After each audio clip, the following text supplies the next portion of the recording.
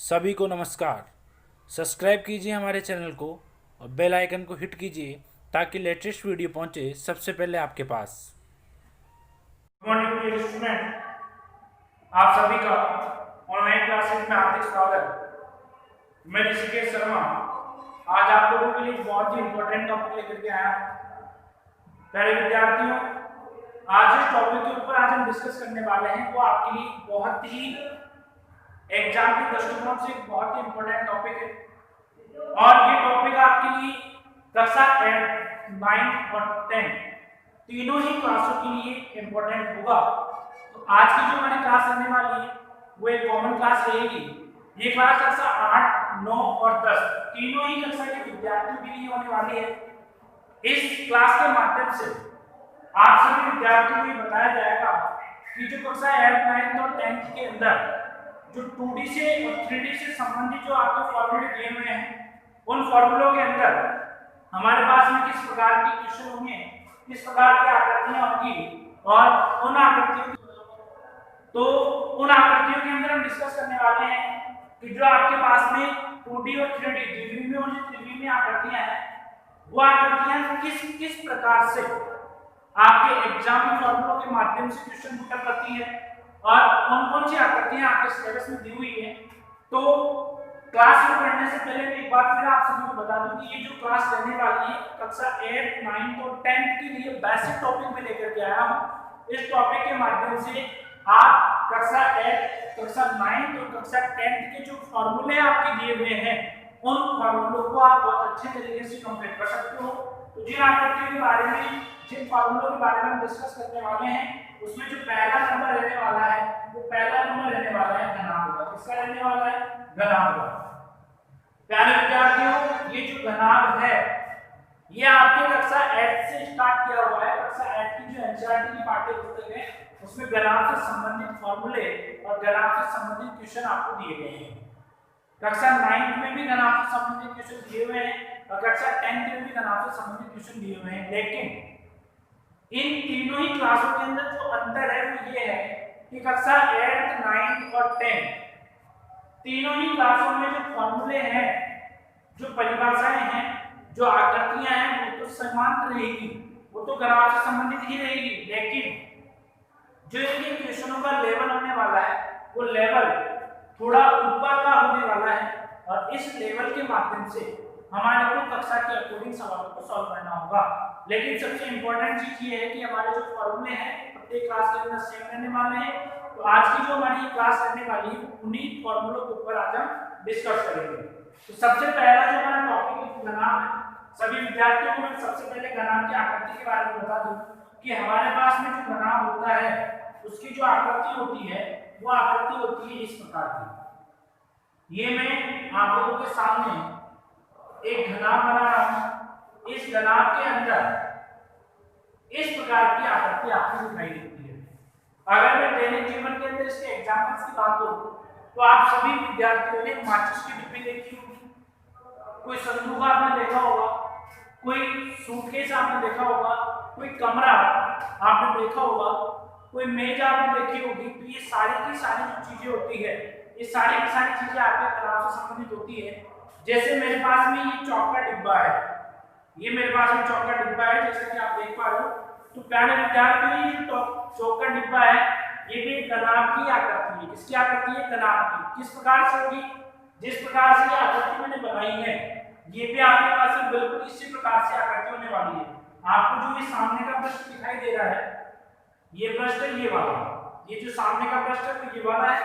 आपको जो ये वाला पृष्ठ दिखाई दे रहा है वो इसमें ये वाला पृष्ठ होगा और आपको जो ये वाला पृष्ठ दिखाई दे रहा है वो इसमें ये वाला पृष्ठ होगा। तो ये तीन पृष्ठों से जो चीजें मैंने आपको बताई है वो एज इट इज आपके डायग्राम में बनी हुई है। अब इनको कैसे क्या क्या है इसके ऊपर अगर हम डिस्कस करें तो ये जो होती है ये घनाभ की क्या होती है? लंबाई होती है। ये जो होती है ये घनाभ की चौड़ाई होती है और ये जो होती है ये घनाभ की क्या होती है? ऊंचाई। कहने का मतलब घनाभ के अंदर तीन चीजें होती है। पहले नंबर की जो चीज होती है उसको अपन लंबाई बोलते हैं और इसको किससे लिखा जाता है? एल से। एल का मतलब क्या होता है? लंबाई। फिर होती है बी, बी को हम बोलते हैं चौड़ाई और फिर होती है एच, और एच को क्या बोलते हैं, ऊंचाई बोलते हैं। ये तीन विमाएं आपके पास में हैं।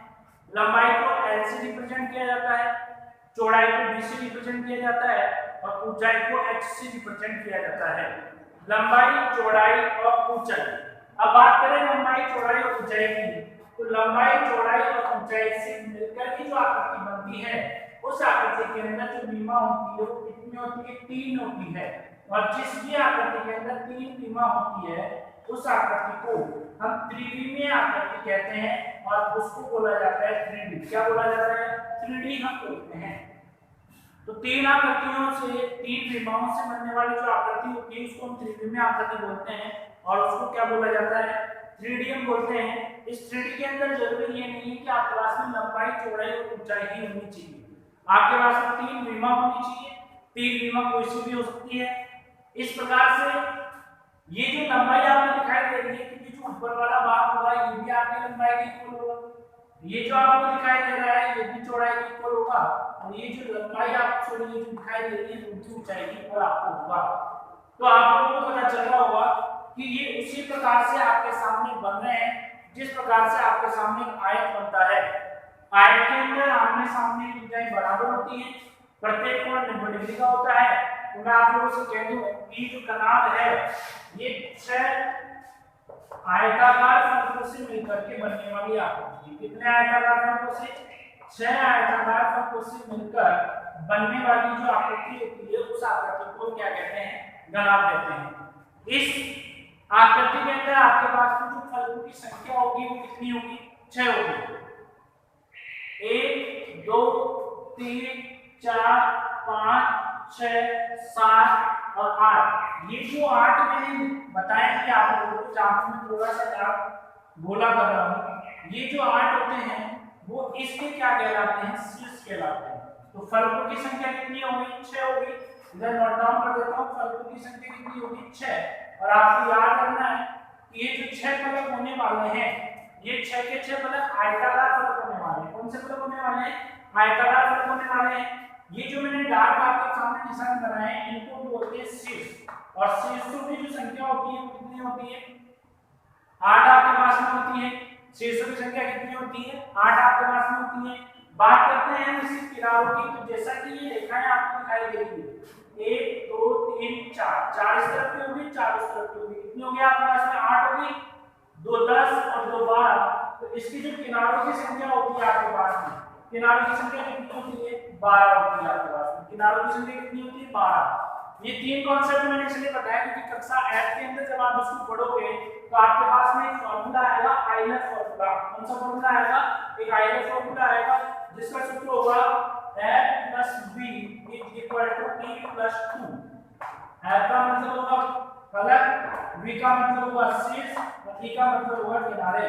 तो जब आप इस फार्मूले के अंदर इस मान को पुट करोगे तो आपके पास में वही आंसर आने वाला है जो आपके पास में दोनों तरफ आने वाला है। तो ये हम बात कर रहे हैं घनाभ की। घनाभ के अंदर 3 विमाओं के बारे में हमने पढ़ा, लंबाई, चौड़ाई और ऊंचाई। अब बात करते हैं इसके फार्मूलों की, ये इसकी बेसिक जानकारी। बात करते हैं इसके सूत्रों की। तो घनाभ से संबंधित बहुत ही इंपॉर्टेंट फार्मूले आपके सामने पूछे जाते हैं, बहुत सारे अच्छे क्वेश्चन बनते हैं। तो सबसे पहले हम बात करते हैं घनाभ का संपूर्ण पृष्ठीय क्षेत्रफल। हमारे पास जो पहला फार्मूला रहने वाला है वो रहने वाला है घनाभ का संपूर्ण पृष्ठीय क्षेत्रफल। अब घनाभ का संपूर्ण पृष्ठीय क्षेत्रफल क्या होता है, तो जैसा कि हमने कहा कि जो घनाभ होता है वो 6 आयताकार फलकों से मिलकर बनने वाली आकृति होती है। तो इसका जो संपूर्ण पृष्ठीय क्षेत्रफल होता है 2 bracket LB + BH + HL। 2 bracket LB + BH + HL आपके पास, ये आपका पहला फार्मूला है घनाभ का संपूर्ण पृष्ठीय क्षेत्रफल। बात करते हैं सेकंड फार्मूले की, घनाभ का पार्श्व पृष्ठीय क्षेत्रफल। तो सेकंड जो फार्मूला है वो है घनाभ का पार्श्व पृष्ठीय क्षेत्रफल। पार्श्व पृष्ठीय क्षेत्रफल की हम बात करें तो इसको सामान्य बोलचाल की भाषा में ये भी कहा जाता है चारों दीवारों का क्षेत्रफल। तो ये जो हमारे पास में होता है 2 ब्रैकेट L + B इनटू क्या होता है, H होता है। 2 bracket L + B into H होता है। ये होगा घनाभ का पार्श्व पृष्ठीय क्षेत्रफल होगा। बात करते हैं तीसरे फार्मूले की। तीसरा जो फॉर्मूला हमारे पास में रहने वाला है वो रहने वाला है घनाभ का विकर्ण, या फिर पहले बात कर लेते हैं घनाभ के आयतन की। घनाभ का जो आयतन होगा वो होगा L × B × H, लंबाई गुणा चौड़ाई गुणा ऊंचाई। ये होगा घनाभ का आयतन, लंबाई गुणा चौड़ाई गुणा ऊंचाई। बात करते हैं चौथे नंबर के फॉर्मूले की। तो चौथे नंबर का जो फॉर्मूला आएगा हमारे पास में वो आएगा घनाभ का विकर्ण। घनाभ का विकर्ण क्या होता है? तो घनाभ के विकर्ण का फॉर्मूला थोड़ा अलग सा आपको दिखाई देगा, n² + b² + h², लंबाई का स्क्वायर प्लस चौड़ाई का स्क्वायर प्लस ऊंचाई का स्क्वायर, l² + b² + h²। ये होगा आपके पास में घनाभ का विकर्ण। बात करते हैं घनाभ के संपूर्ण परिमाप की। वैसे यही फॉर्मूले आपके एनसीईआरटी की जो पाठ्य पुस्तक है 8, 9, 10 की उसमें दिए हुए हैं। अगर मैं बात करता हूँ घनाभ के संपूर्ण परिमाप की मैं बात करता हूँ तो उसका फॉर्मूला होता है 4 L + B + H। लेकिन इस फॉर्मूले से रिलेटेड कोई भी क्वेश्चन आपकी एनसीईआरटी की 8, 9, 10 की पुस्तक में नहीं है, तो फिलहाल हम केवल उन्हीं फॉर्मूलों के ऊपर फोकस करने वाले हैं जो हमारे सिलेबस में दिए हुए हैं। तो ये घनाभ से संबंधित जो फॉर्मूले आपकी किताबों के अंदर दिए हुए हैं, इनसे संबंधित जो सवाल आपके बनते हैं उनके ऊपर हमने डिस्कस किया है। नोट डाल करके बहुत ही इंपॉर्टेंट टॉपिक नोट डाउन करना पड़ेगा आप लोगों को कि किसी भी कमरे में, अब कमरे का मतलब क्या हो गया? घनाभ हो गया। मैंने कहा था किसी भी कमरे में, या फिर मैं ऐसे भी लिख सकता हूं किसी भी घनाभ में रखी जाने वाली सबसे लंबी जो छड़ होगी उसकी लंबाई घनाभ के विकर्ण के बराबर होगी। अगर आपसे क्वेश्चन पूछा जाता है कि एक घनाभ की लंबाई 10 सेंटीमीटर, 8 सेंटीमीटर और 6 सेंटीमीटर है, इस कमरे में कितनी बड़ी आप एक छड़ रख सकते हो, तो उस छड़ की अगर आपको लंबाई पूछी जाती है तो आपको कंफ्यूज नहीं होना है, आपको सीधा सीधा घनाभ के विकर्ण का फॉर्मूला आपको लगा देना है, L² + b² + h²। बात करते हैं हम सेकंड टॉपिक के ऊपर। ये पहला टॉपिक हमारा कंप्लीट हो चुका है, जो भी आपकी एनसीईआरटी के सिलेबस में दिया हुआ है उसके बारे में हमने बहुत अच्छे से चर्चा की है। और इन फॉर्मूलों से बाहर आपको कोई क्वेश्चन नहीं जाऊंगा। कक्षा 8 के आप क्वेश्चन सॉल्व कीजिए, कक्षा 9 की कीजिए, कक्षा 10 की कीजिए, किसी भी स्टैंडर्ड के जब आप क्वेश्चन सॉल्व करोगे 10 तक के, तो आपके जो फॉर्मूले होंगे इन्हीं में से आपको कोई क्वेश्चन मिलने वाला है। सेकंड के ऊपर हम बात करते हैं, तो सेकंड होने वाला है आपके पास में घन की। अगर मैं बात करूं तो घन की जो आकृति होती है, ये घन की आकृति होती है इस प्रकार की। ये जो मैं बना रहा हूं इसको हम बोलते हैं घन। क्या बोलते हैं इसको? घन बोलते हैं। ये होगा आपके पास में घन। अब बहुत सारे विद्यार्थियों को लग रहा होगा जैसे जो पहले वाली आकृति आपने बनाई थी उस आकृति को आपने छोटा करके बना दिया। तो जो विद्यार्थी ऐसा सोच रहे हैं वो गलत सोच रहे हैं। ये उससे छोटा नहीं है, हाँ दिखने में उसके जैसा जरूर आपको दिखाई दे रहा होगा, लेकिन घनाभ में और घन में एक बहुत ही बड़ा अंतर होता है, और वो अंतर अभी हम आप लोगों को बताने वाले हैं। देखो, जब हमने घनाभ की बात की थी तो मैंने आपसे कहा था ये होती है लंबाई, ठीक है। फिर मैंने आपसे कहा था कि ये क्या होती है? चौड़ाई। फिर मैंने आपसे कहा था कि ये क्या होती है? ऊंचाई। लंबाई, चौड़ाई और ऊंचाई, ये किसकी बात की थी हमने? घनाभ की। अब इसमें चेंज क्या आ रहा है आपके पास में कि जब हम घन की बात करते हैं तो घन के अंदर जो लंबाई होती है वो किसके बराबर होती है? चौड़ाई के। और वो किसके बराबर होती है? ऊंचाई के। और उसको हम क्या बोलते हैं? उसको हम बोलते हैं घन की भुजा बोलते हैं। जो सबसे बड़ा डिफरेंस है घन और घनाभ के अंदर वो यही है कि घन के अंदर लंबाई, चौड़ाई, ऊंचाई जो होती है वो बराबर होती है। अगर मैं ऐसा कहूं कि किसी घनाभ के अंदर अगर लंबाई, चौड़ाई और ऊंचाई बराबर कर दी जाए तो क्या वो घन बन जाएगा? तो ये बिल्कुल सही कॉन्सेप्ट है। अगर लंबाई, चौड़ाई, ऊंचाई बराबर होगी तो वो घन बन जाएगा। लेकिन अगर लंबाई और चौड़ाई ही बराबर हो, ऊंचाई अगर बराबर नहीं हो तो फिर वो घन नहीं बनेगा। तो ये जो है इसको हम वैसे तो LBH भी बोल सकते हैं, लेकिन अगर बात कर रहे हैं घन की तो इसको LBH से ज्यादा अच्छा ये होगा कि हम इसको A बोलेंगे। क्या बोले? A का मतलब क्या होने वाली है? यहाँ पे भुजा होने वाली है। अब देखो, जब हमने घन के बारे में पढ़ा, सॉरी घनाभ के बारे में पढ़ा था, तो मैंने आपसे ये कहा था कि घनाभ के अंदर 6 आयताकार फलक होते हैं। कितने फलक होते हैं? 6 आयताकार फलक। लेकिन घन की मैं बात करूं तो घन में 6 वर्गाकार फलक होते हैं। कितने फलक होते हैं? 6 वर्गाकार फलक होते हैं। कहने का मतलब वर्ग में आपने पढ़ा होगा कि जिसकी चारों भुजाएं बराबर होती है उसको हम वर्ग बोलते हैं। तो चारों भुजाएं बराबर का मतलब है कि आप जैसा कि इस डायग्राम में देख पा रहे हो, ये भी a होने वाला है, ये भी a होने वाला है, और ये भी क्या होने वाला है? a होने वाला है। सारे कॉन्सेप्ट बराबर है। जब ये a होने वाला है तो आपके सामने ये जो आकृति होने वाली है, ये 6 वर्गाकार फलकों से मिलकर बनी आकृति होगी, और इसको हम सामान्य बोलचाल की भाषा में क्या बोलेंगे? तो सामान्य बोलचाल की भाषा में हम इसको बोलेंगे घन। अब बात करते हैं फलक, शीर्ष और किनारे। तो जो घनाभ के अंदर हमने पढ़े थे सेम वही होने वाले हैं। फलक कितने आने हैं? 6। शीर्ष कितने आने वाले हैं? वो 8 आने वाले हैं। जैसा कि आप डायग्राम में देख पा रहे हो, पहला, दूसरा, तीसरा, चौथा, पांचवा, छठा, सातवां और आठवां, तो ये 8 शीर्ष होने वाले हैं। किनारों की मैं बात करता हूँ तो वही 4 किनारे ऊपर वाले, 4 किनारे नीचे वाले, 2 इधर के और 2 इधर के, वही 12 किनारे आपके पास में होने वाले हैं। यानी कि 6 फलक, 8 शीर्ष और 12 किनारे, तो वही आएगा फॉर्मूले का। तो आप सत्यापन करोगे तो उसी प्रकार से हो जाएगा। बात करते हैं इसके फॉर्मूलों की।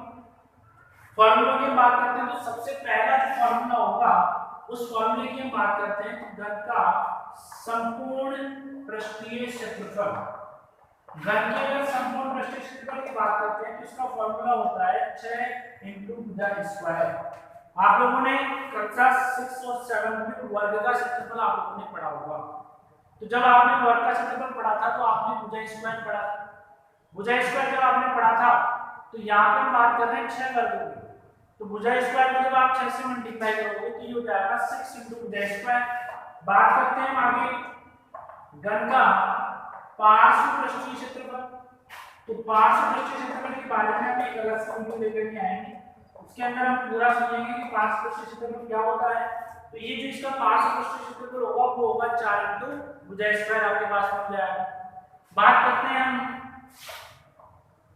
घन का आयतन। तो घन का जो आयतन होगा वो घन का आयतन होगा आपके पास में भुजा क्यूब। क्या होने वाला है? भुजा क्यूब आपके पास में होने वाला है। तो ये 3 फॉर्मूले जो आपके घन से संबंधित है। एक फॉर्मूले की और मैं बात करूं तो घन के एक पृष्ठ का क्षेत्रफल। घन के अगर एक पृष्ठ के क्षेत्रफल की मैं बात करूं तो घन के एक पृष्ठ का क्षेत्रफल क्या होगा? भुजा स्क्वायर होगा। और अगर मैं घन के एक पृष्ठ के परिमाप की मैं बात करूं, एक पृष्ठ के परिमाप की मैं बात करूं तो एक पृष्ठ का जो परिमाप होगा वो कितना होगा? 4 × भुजा होगा। कितना होने वाला है? 4 × भुजा होने वाला है। अगर संपूर्ण की मैं बात करूं तो ये 12 × भुजा हो जाएगा, क्योंकि टोटल जो आपके पास किनारे हैं वो कितने होने वाले हैं? 12 होने वाले हैं। तो ये हमने बात की घन से संबंधित। तो देखो हमारे पहला जो टॉपिक था वो घनाभ था। ये घनाभ में कैसा टॉपिक था? 3D का। देखो मैं आकृति का घन है, ये भी कैसा टॉपिक है? ये 3D आकृति का है। तो दोनों ही जो हमने आज के टॉपिक पढ़े हैं वो आपकी त्रिविमीय निर्देशांक ज्यामिति से संबंधित है। त्रिविमीय निर्देशांक ज्यामिति के बारे में आपको पहले ही बता दिया कि त्रिविमीय निर्देशांक ज्यामिति कहते हैं। इसके अलावा जो हमारे पास में टॉपिक रह गए हैं उसमें देखो एक आने वाला है बैलेंस। बैलेंस के बारे में पढ़ेंगे, किस प्रकार से इसके फॉर्मूले बनते हैं, क्या होता है। उसके बाद में जो नया टॉपिक आने वाला है वो आएगा शंकु। शंकु के बारे में हम पढ़ेंगे। उसके बाद में जो नया टॉपिक आपका आने वाला है वो आने वाला है गोला। और उसके बाद में जो नेक्स्ट टॉपिक आपका आने वाला है वो आने वाला है अर्धगोला। ये 4 टॉपिकों के बारे में भी और डिस्कस करना है। तो आज की जो हमारी क्लास रही उस क्लास के अंदर हमने 2 चीजों के बारे में बात की। पहली जो हमारी चीज थी वो घनाभ थी। सेकंड नंबर की जो चीज थी वो क्या थी? घन थी। घनाभ के अंदर हमने पहले नंबर पे पढ़ा घनाभ का संपूर्ण पृष्ठीय क्षेत्रफल 2 ब्रैकेट LB + BH + HL। घनाभ का पार्श्व पृष्ठीय क्षेत्रफल यानी कि चारों दीवारों का क्षेत्रफल। चारों दीवारों के क्षेत्रफल में हमने पढ़ा 2 ब्रैकेट L + B × H। फिर हमने पढ़ा घनाभ का आयतन LBH। फिर हमने पढ़ा घनाभ का विकर्ण √L² B² H²। और साथ में हमने ये भी पढ़ा कि किसी घनाभ में रखी जाने वाली सबसे बड़ी जो छड़ की लंबाई होगी वो उसके विकर्ण के बराबर होगी। ये इतनी चीजें आपकी 10th तक के स्टूडेंट के लिए सफिशिएंट रहेगी और इनसे बाहर आपको कोई क्वेश्चन जाएगा नहीं। बात करें आगे घन के बारे में तो घन त्रिविमीय आकृति होती है। लेकिन जो 6 फलक होते हैं वो वर्गाकार होते हैं और लंबाई चौड़ाई ऊंचाई क्या होती है, बराबर होती है। घनाभ का जो पृष्ठीय क्षेत्रफल था वो आयत के अनुसार था, इसका पृष्ठीय क्षेत्रफल किसके अनुसार होगा, वर्ग का। तो घन का संपूर्ण पृष्ठीय क्षेत्रफल 6 भुजा स्क्वायर, 5 पृष्ठीय क्षेत्रफल 4 भुजा स्क्वायर, आयतन की मैं बात करूं तो भुजा स्क्वायर, एक पृष्ठीय क्षेत्रफल की मैं बात करूं तो भुजा स्क्वायर, और अगर आयतन की मैं बात करूं तो भुजा क्यूब, एक पृष्ठ की मैं बात करूं तो भुजा स्क्वायर, और इसके परिमाप की मैं बात करता हूं तो 4 इंटू भुजा। अब अगली क्लास में हम डिस्कस करने वाले हैं बैलेंस कोले और अर्धगोले के बारे में। तो मैं उम्मीद करता हूं कि ये जो दोनों टॉपिक आपको पढ़ाए गए होंगे, इनको जो फॉर्मूले होंगे वो आप फ्रंट कॉपी के अंदर नोट डाउन कीजिए और इन फॉर्मूलों को आप याद करने का प्रयास कीजिए। ये जो टॉपिक है ये आपके कम से कम बोर्ड एग्जाम के अंदर 8th क्लास 10th क्लास में कम से कम 6 से 10 नंबर के क्वेश्चन लेकर के आते हैं। जब तक आपको उनके फॉर्मूले याद नहीं होंगे तब तक आप इन क्वेश्चनों को नहीं कर सकते। तो मैं उम्मीद करता हूं कि ये फॉर्मूले आप लोगों को याद होंगे और जिन विद्यार्थियों को याद नहीं है जल्दी से जल्दी याद करने का प्रयास करें। आगे क्लास के अंदर फिर नए टॉपिक के ऊपर चर्चा करेंगे। तब तक के लिए जय हिंद, जय भारत।